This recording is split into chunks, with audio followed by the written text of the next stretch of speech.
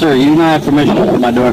Well, you wouldn't roll the window down. I don't have to roll the window down. Give me my paperwork. I do not have to roll my window down, I'd sir. like to see your... I need to see your supervisor. I am the supervisor. I need to see your supervisor. Please close my door and don't touch my property again. Can I have my paperwork, please? I saw you commit a traffic infraction. I did not commit a traffic infraction. We can go 1 and 2. You're gonna give me an ultimatum now? Alright. Now, I'm at the airport, I'm driving slowly around the thing. Sir, I saw you stop. Where? On restricted drive. No. Now he's gonna make up something that I stopped when I never stopped. At one point I did stop when my blood sugar was feeling low. Now these two officers now have opened my door against my will.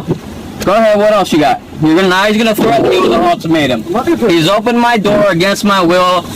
They tried to force me to roll down my window. Florida